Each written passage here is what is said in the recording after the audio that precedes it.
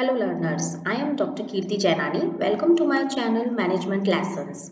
मैं आपके लिए मैनेजमेंट लेसन्स चैनल पर बहुत सारी management theories, important tricks, marketing concepts, terminologies and contributions of great management gurus को शेयर करती रहती हूँ in short and sweet videos with the वर्दी कंटेंट। सो प्लीज अगर आप मेरे चैनल पर नए हैं तो सब्सक्राइब और शेयर करना मत भूलिएगा। सो लाइक एंड सब्सक्राइब कीजिएगा।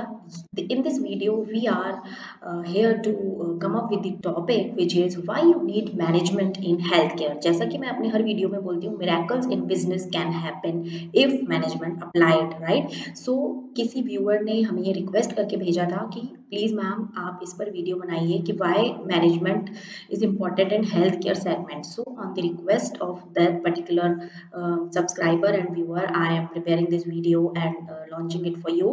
So stay connected with management lessons by Dr. Kirti. Okay, so let's proceed. In this video सबसे पहले मैनेजमेंट क्या होता है? It is an art and science of getting the things done by others. Okay, so management has some universal application with respect to हम बात करेंगे health care industry में why management is important in healthcare. So first point is here planning. Why management is important? You know very well there are important 5 pillars of management: planning, organizing, staffing, directing, जो मैं इस video में आपको आगे explain करूंगी. So first step is planning. आप health care segment में भी अगर अपना कोई न्यू हॉस्पिटल है या आपका कोई क्लिनिकल लैब है, so you need to plan first of all what type of services a person is going to provide into that hospital और hospitality services. And second thing is आप उस particular organisation में उस particular business deal को लेकर आप वहां पर क्या प्लानिंग करेंगे, कितने बेड होंगे, कितने पेशेंट को आप ट्रीट कर सकते हैं, क्या आपके पास बजट रहेगा. So financial planning, human resource planning and the services and product which you are going to provide. What are the equipment which is required? आपको क्या क्या equipment की जरूरत पड़ने वाली है टेस्ट करने के लिए? For example CT scan machines, x ray machines, sonography machines, some heavy equipments which are required for testing and all, some lab equipments which is required, nursing staff, clinical staff. So that is what a planning segment. So management क्यों important है? पहला point planning.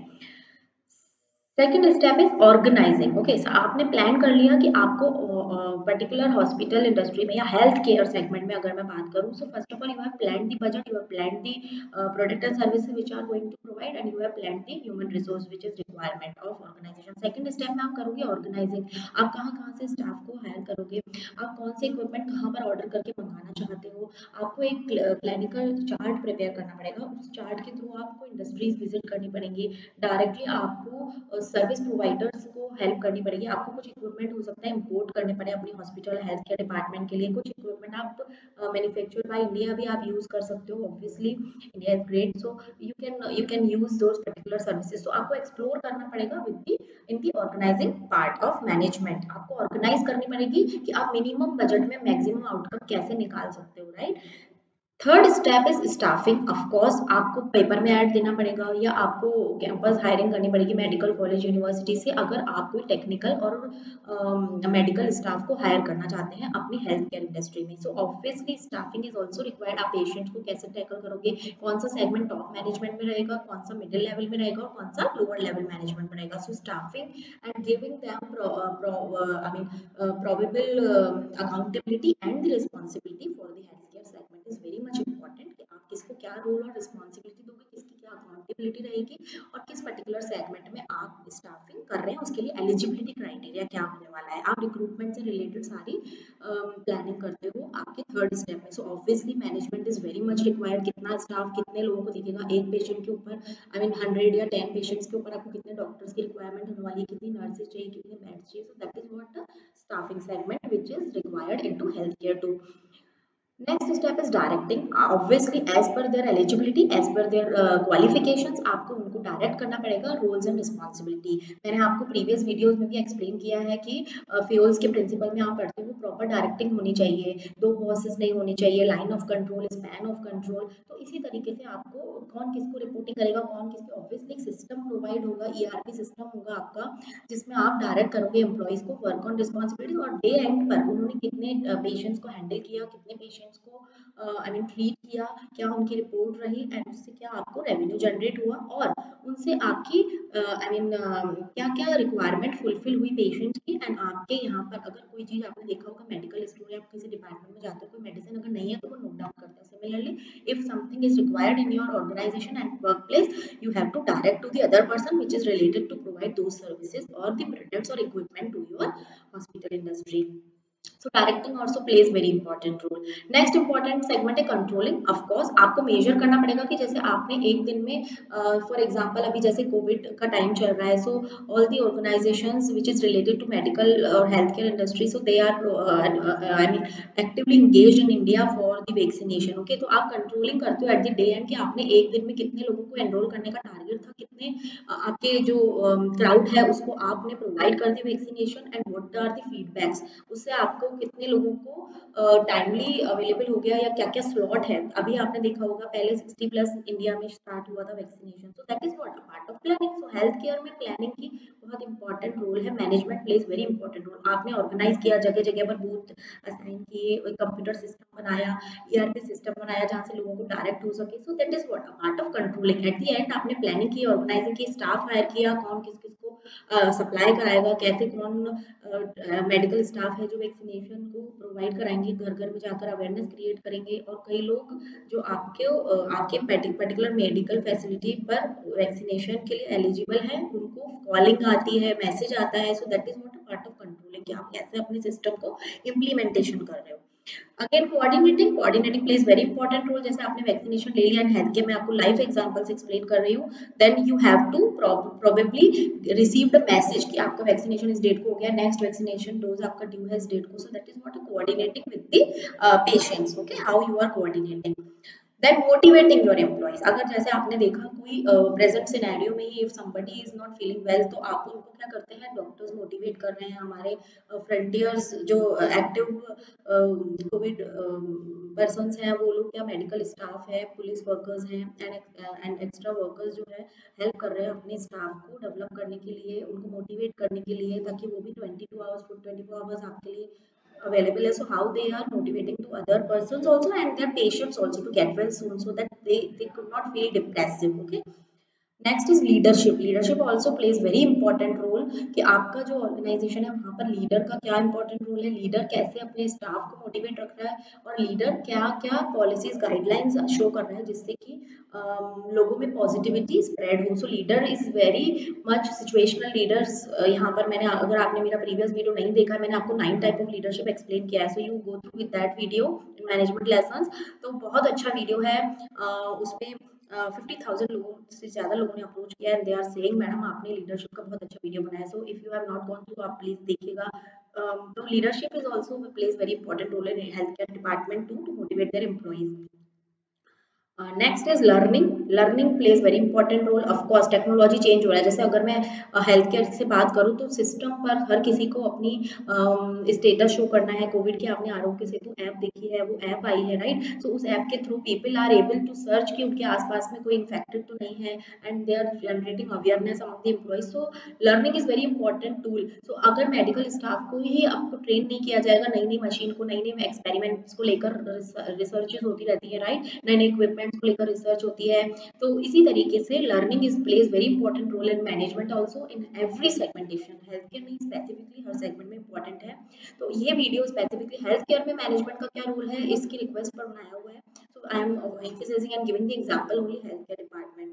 So decision making plays very important role कि जैसे vaccination कब से लगना है, किस डेट को लगना है, it is what a decision making power. Okay, so decision with the centralized person, with the decentralization, with the state level or the state level or the district level or on the urban area, suburban area or some जो medical authorities हैं, WHO है, वो सब इस पर काम करती है डिसीजन मेकिंग कि कब से क्या लगानी है वैक्सीनेशन, कितने % रिसर्च जो है वो सक्सेसफुल है या नहीं है। So management plays everywhere in important role in key role like planning के वे में, top management planning, financial planning, human resource planning, staffing, directing, controlling, coordinating, motivating, leadership, learning and decision making. So these are the core functions which can elaborate very well how management is applicable in healthcare segmentation. तो next is यहाँ पर आपको आपको दिखाई दे रहा है qualitative methods होते हैं आपकी।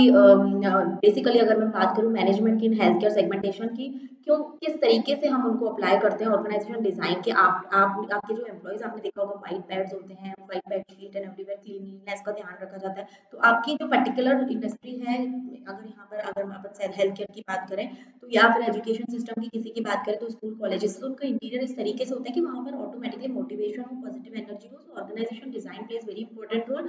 और उस डिजाइन में भी इंटरनल एंड एक्सटर्नल, एक तो एक्सटीरियर डिजाइन जहाँ पर आपके डायरेक्ट एंड यूजर अप्रोच करते हैं, राइट, जहाँ पर कस्टमर्स हैं, पेशेंट्स हैं, वो आएंगे आपके पास। पर अपार्ट फ्रॉम दैट एम्प्लॉइज के लिए क्या क्या ऑर्गेनाइजेशन डिजाइन है, स्पैन ऑफ कंट्रोल क्या है, कि इस पर भी मेरा एक वीडियो है, आप प्लीज वो देख सकते हैं कितने टाइप की ऑर्गेनाइजेशन डिजाइन हो सकती है।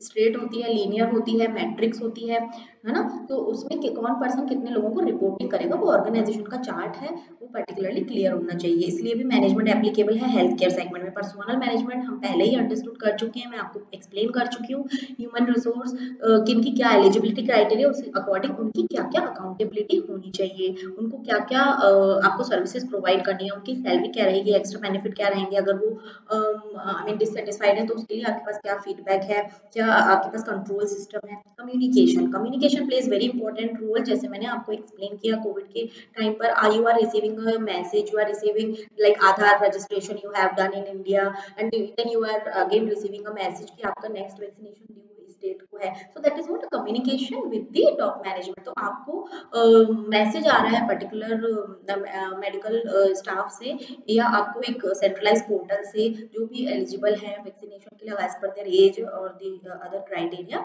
सो communication plays very important role, कि आप you are keep in touch with the patients. Okay, so in health care also communication plays very important role. आप कभी डॉक्टर के पास जाते हो, जो डॉक्टर बात नहीं करता, आप केवल वन वे कम्युनिकेशन करते हो। So you are thinking just by reaching at home कि पता नहीं उन्होंने हमारी बात सुनी या नहीं सुनी, ऐसी मेडिसिन लिख के भेज दिया। So communication plays very important role. और जो डॉक्टर आपसे बहुत अच्छे से बात करता है, आपकी बात सुनता है, you feel motivated, okay, and आपकी आधी बीमारी वैसे ही ठीक हो जाती है। So that is what communication plays very important role in health care. Information systems, obviously जैसे मैंने बताया ईआरपी सिस्टम होता है, मेलिंग आती है, मैसेज आता है, again the same thing. Then management by objectives, management by objective जो है उस पर भी मैं एक वीडियो आपको बना दूंगी। मैनेजमेंट बाय ऑब्जेक्टिव्स एक प्रिंसिपल है जिसके थ्रू आप सेंट्रलाइज करते हो अपनी चीजों को, आप डिसाइड करते हो कौन सी चीजों का कैसे इम्प्लीमेंटेशन करना है। सो ऑब्जेक्टिव को बेस करके आप अपनी लाइन एंड लेंथ, अपनी वर्क अकाउंटेबिलिटी डिसाइड करते हो। So this is also important technique in health care. Now what are the outcome. अब हमने पढ़ा कि मैनेजमेंट का क्या रोल है हेल्थ केयर इंडस्ट्री में। ना उसका रिजल्ट क्या मिलता है, एक्सपेक्टेड आउटकम क्या होते हैं। सो यूनिवर्सल हेल्थ कवरेज आपको इस पीपीटी में दिख रहा है कि एक तो आपकी इक्वालिटी आपको शो होती है, ग्रेटर इक्विटी, ठीक है।